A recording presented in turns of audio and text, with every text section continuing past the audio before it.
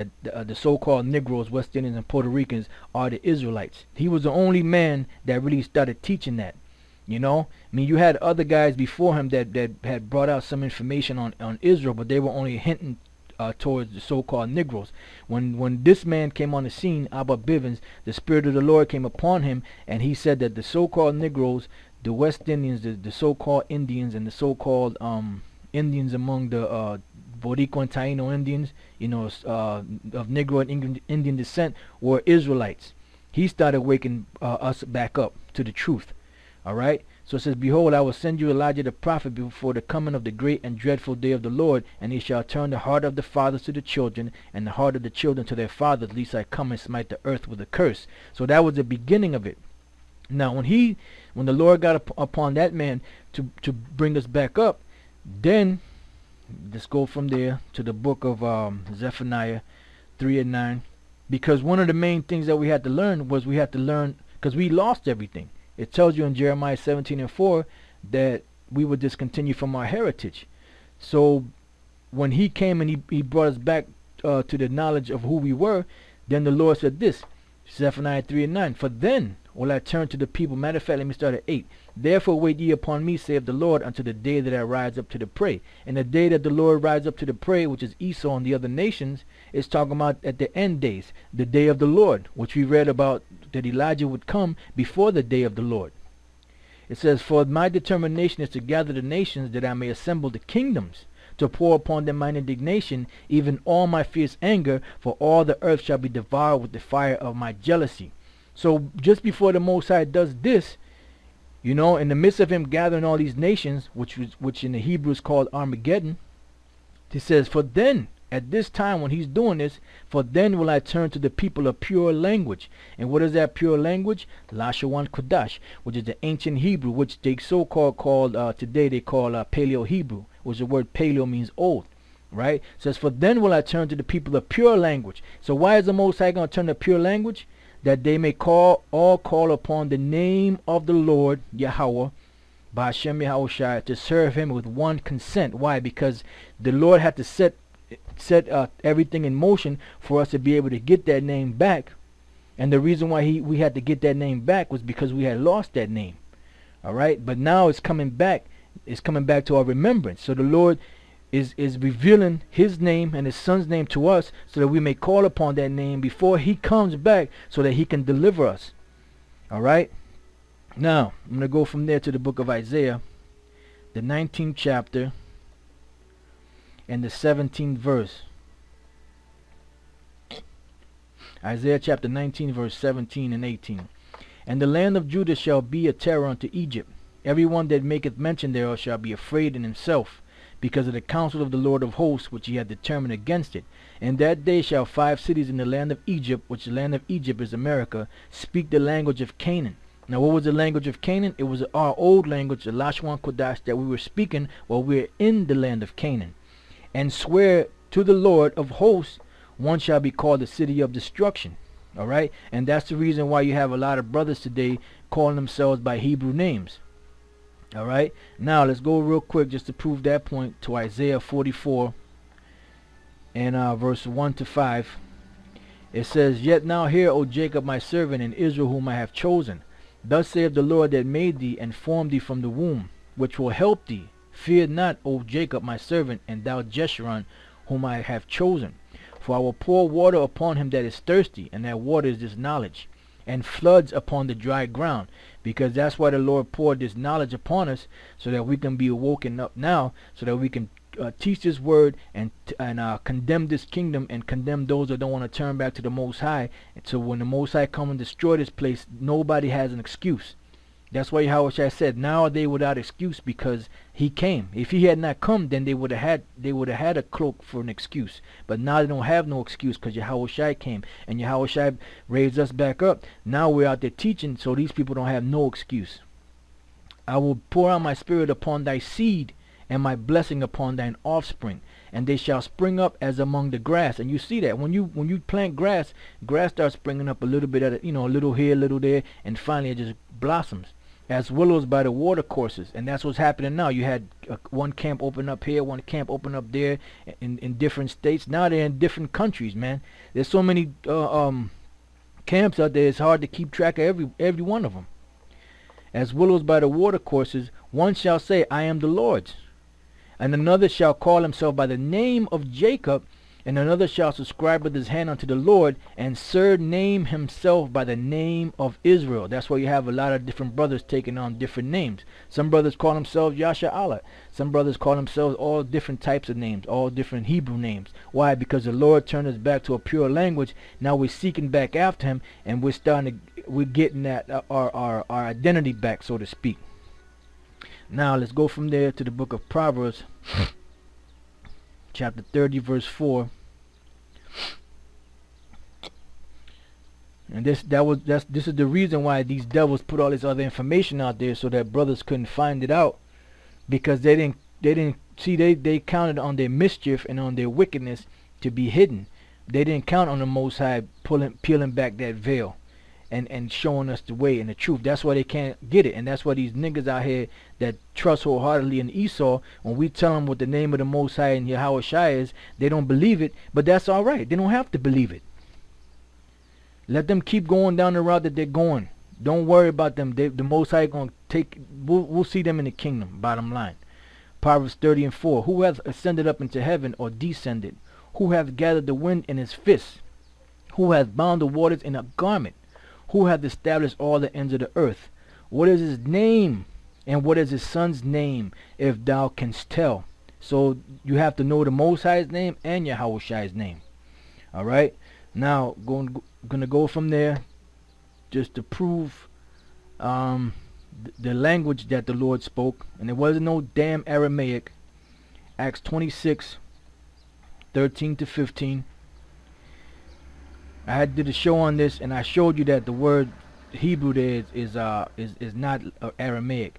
Acts 26:13. At midday, O king, I saw on the way a light from heaven, above the brightness of the sun, shining round about me and them which journeyed with me. And when we were all fallen to the earth, I heard a voice speaking unto me, and saying in the Hebrew tongue, Saul, Saul, why persecutest thou me? It is hard for thee to kick against the pricks. And I said, Who art thou, Lord? And he said, I am Yahweh Shai, whom thou persecutest. Alright, so that's letting you know that Yahweh Shai spoke the Hebrew tongue.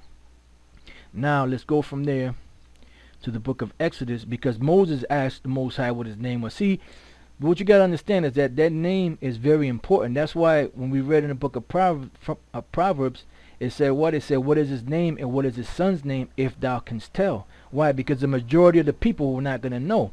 And for a long time, those names were hidden. And now those names are being made manifest again. This is Exodus chapter 3 and verse 13. Alright. It says, And Moses said unto the Most High, Behold, when I come unto the children of Israel, and shall say unto them, The power of your fathers has sent me unto you, and they shall say to me, What is his name? What should I say unto them? And the Most High said unto Moses, I am that I am. And he said, Thus shalt thou say unto the children of Israel, I am has sent me.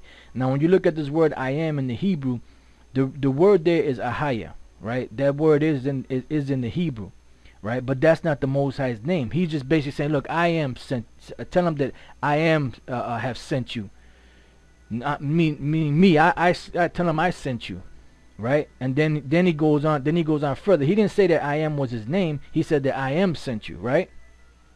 Now he said this, and the Most High said moreover unto Moses, Thus shalt thou say unto the children of Israel, The Lord power of your fathers, the power of Abraham, the power of Isaac, and the power of Jacob, has sent me unto you. This is my name forever, and this is my memorial unto all generations.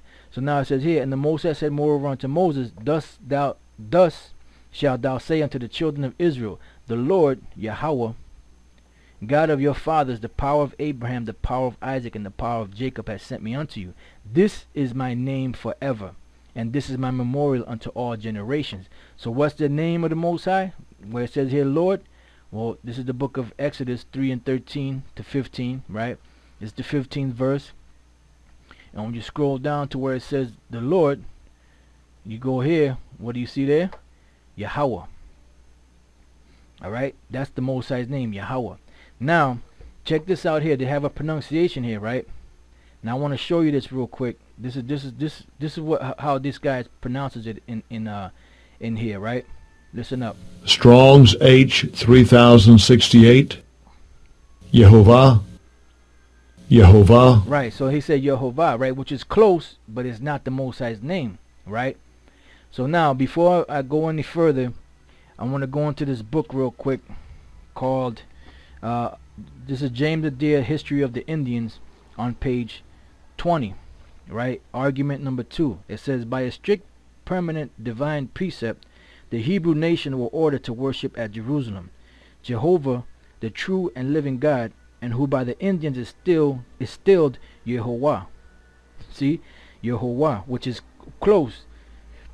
This is close to the Most High's name, which the 72 interpreters, either from ignorance or superstition, have translated Adonai, and is the very same as a Greek kurios signifying Sir or Lord or Master, which is commonly applied to earthly potentates without the least signification of or relation to the most great and awful name. It says the ancient heathens, it is well known, worship the plurality of gods, which is a pantheon, gods which they form to themselves according to their own liking, as various as the countries they inhabited, and as numerous with some as the days of the year. So they had, some of them had 360 gods or more. All right, but just the main point is that the Gadites that were here, they pronounced the name of the Most High Yehovah, which is close to the Most High's name, right? Which is Yahweh. Now check this out. This is what this guy says here. I'm gonna read. Strong's H 3068. Yehovah. Yehovah. Now we know that the V wasn't in the Hebrew, so that would be a Wa. So now the root word etymology of that word, because here it says, it should say Yahweh, but it says Jehovah, the existing one, the proper name of the one true power, unpronounced except with the vowel pointings of 0136. So this word here goes back to this root word etymology from this word here, which is in 1961, right? And this word here means to be, become, to be, exist, happen, fall out. Remember, the Most High's name is He to be, right? Now this is one of the root words it comes from. Now when you play this, Strong's H 1961. Hayah. Hayah. Hayah. See, Hayah. So he's getting closer to the meaning of the Most High, to the name of the Most High, right? Now when you go one more, the root word etymology, a primitive root, and then it says compared 1933. Now let's see what this says here. Strong's H 1933. Hava. Hava. So we know that there's no V in the Hebrew, so really what should it be? Hawa. Hawa. So what's the Most High's name? Yahweh. What did the Gadites pronounce the name as? Yehovah. But then you had the Ephraimites in the Taino language, they pronounce his name Yahya. Right? Then when you go into the book of Psalms, in the book of Psalms, there's certain places where the name of the Most High is pronounced Yah. You know, it was a shortened form of the Most High's name. So if you put it all together, Yah. Strong's H 3050. Yah. Strong's H 1933. Hava. Yah. Hava. Yah. Hava. Yah. Hava. Yah. Hava. Yah. Hava. Yah. Hava. They'll have their Hava, but we know there's no V in the Hebrew. It would be Yahweh.